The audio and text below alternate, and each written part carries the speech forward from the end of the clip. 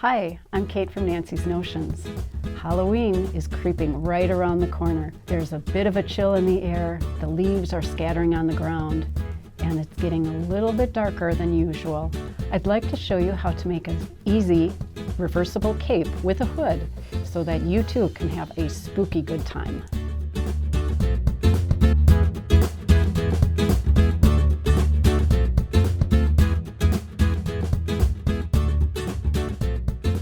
The cape we're making today, we're going to use red and black Dancelight satin, so it's going to be absolutely gorgeous when we're finished. Do have the hood pattern already taped together that I'll show you and that we'll be using. We're using the largest size, but certainly follow the instructions to adjust for any smaller size cape patterns. And this is the neck opening, and again, we'll be using the largest size. I actually like to use a paper pattern. It gives me a little more security. I know I'm not going to make a mistake when I'm cutting out my fabric.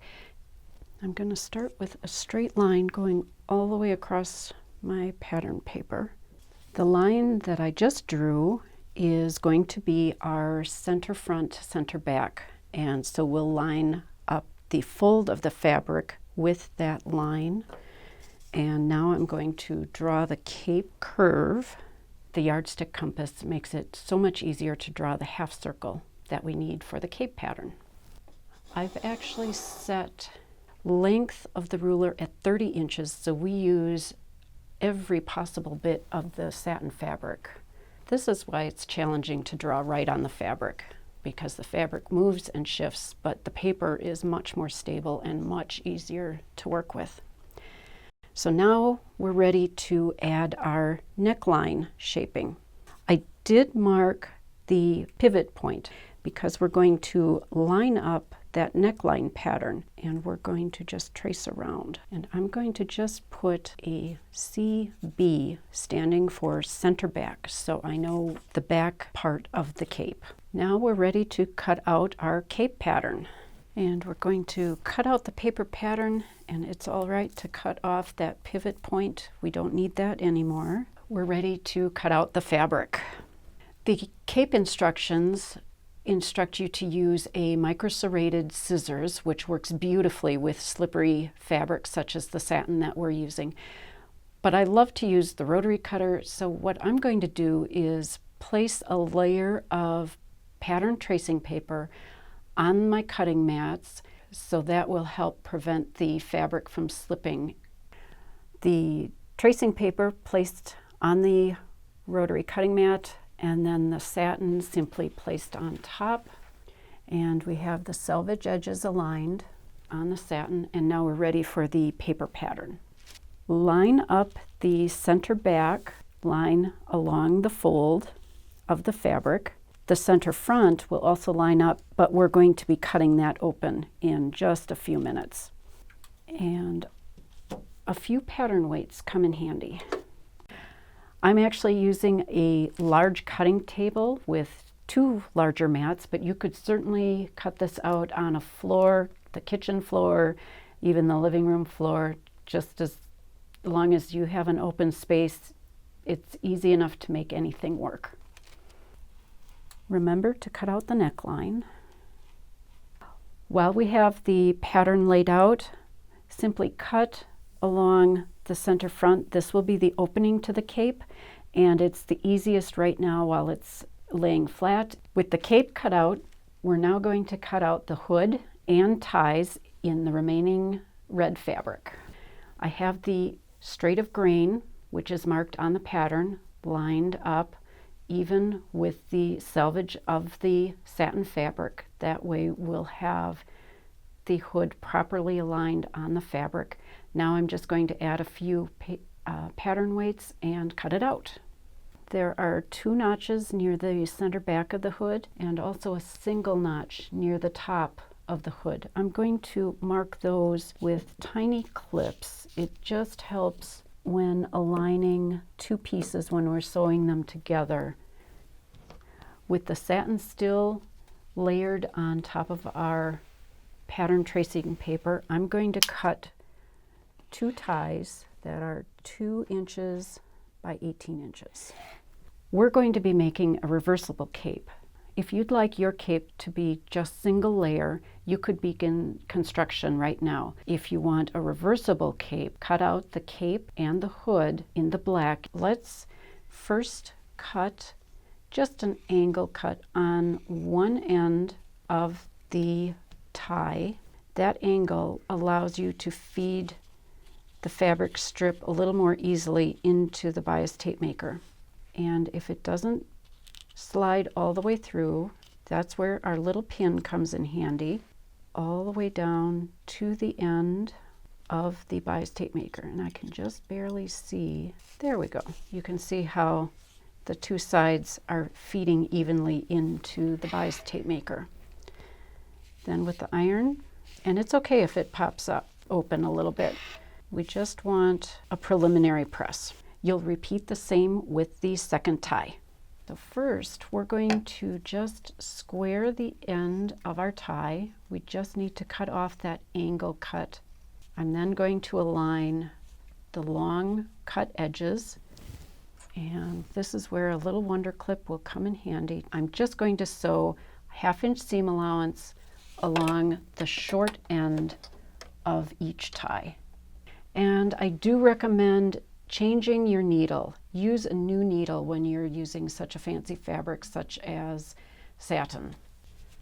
Fold the tie to the right side and we'll tuck our seam allowance in. To complete the tie, simply wonder clip the folded pressed edges back together, and then we're going to edge stitch. And you'll repeat the process for the second tie. Let's stitch the hood, placing right sides together. So on the satin, that's shiny side to shiny side. And if you wish, certainly pin, or I'm going to just use wonder clips to help keep the pieces aligned. We're going to sew just around the upper part to the center back of the hood.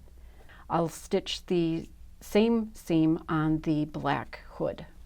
And before I press the seam open, I'm going to clip around the curve of the back of the hood. That way it will open up and lay flat very nicely. Just make sure when you're cutting those notches that you don't cut through the stitching. It helps reduce the bulk of the seam allowance. Instead of pressing open and having that curve be a little difficult, simply press 1/2 of the side seam over on itself. And this will act just as if you had pressed it open over a shaped pressing form. And we can repeat on the other side. And we'll repeat the same process for the black hood. Turn the black hood inside out so the shiny side is facing out. Slip that into the red hood so right sides are together. Align the center seams along the front straight edge of the hood and pin or wonder clip in place. Then we're going to stitch a 1/2 inch seam allowance along that pinned edge. At your pressing board, press the seam flat, then we'll turn the hood inside out. Use your fingers to smooth the layers along that curved seam. Once that seam is pressed, we're ready to top stitch it. Just to make sure my layers stay together, I'm going to wonder clip or pin along that straight edge. I'm just going to run my top stitching with the presser foot even with the edge of the fabric. Our next step is to baste along the curved edge that will attach the hood to the neckline of the cape. Remember to take a tiny clip right at the center back neckline and repeat the same for the black cape. I'm going to serge around the outer perimeter of the cape, starting at the neckline center front, going down the center front, all the way around the curve of the cape, and back up the opposite center front side, ending at the neckline opening. I'm using a serger, but you could certainly use a zigzag stitch right on your sewing machine. If you're creating a reversible cape, repeat the same edge finish on the second fabric. At the center front, about a 1/2 inch down from the cut edge, we're going to pin or wonder clip each tie in place. And then I'll stitch across with a little basting stitch. You're going to pin the entire cut edge of the hood to the cape. We'll start right here with the seamed edge. Here's the center front with the tie attached. We're going to place the hood also a 1/2 inch in from the serged or zigzagged edge.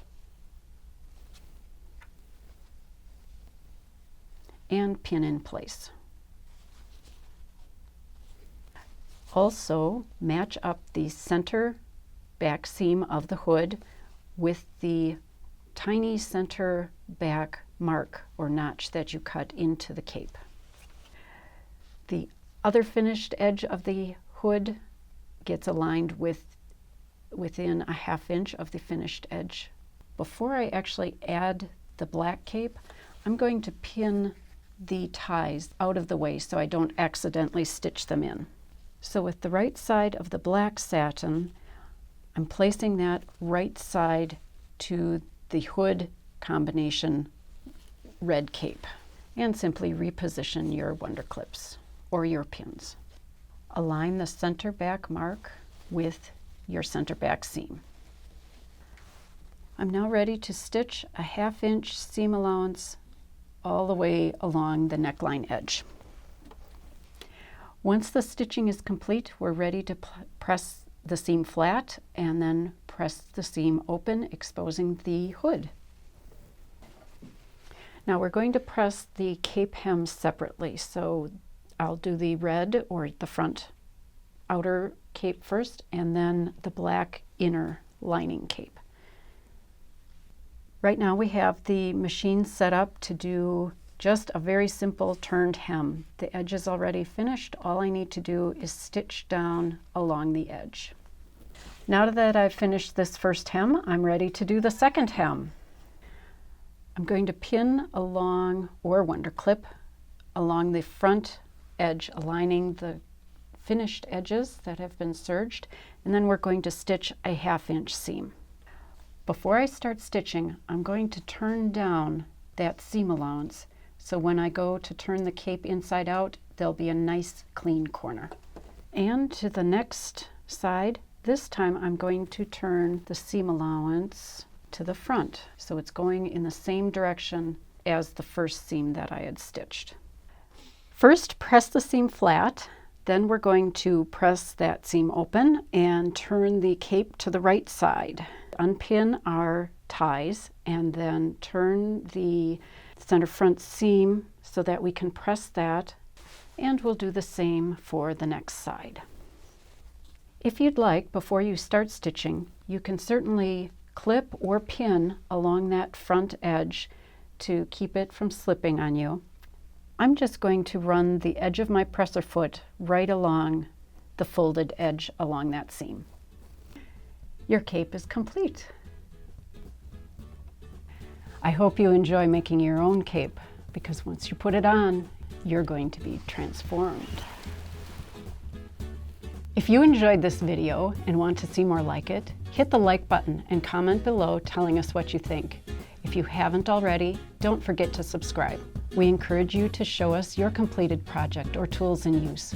Feel free to post a photo on Instagram and use #Nancy'sNotions. Thanks so much for watching. Thought so? I can go incognito because I'm Little Red Riding Hood. I'm going to see the grandma. I'm going to see the grandma. Hi, I'm TBD from Nancy's Notions. Stick to the script. That is the script.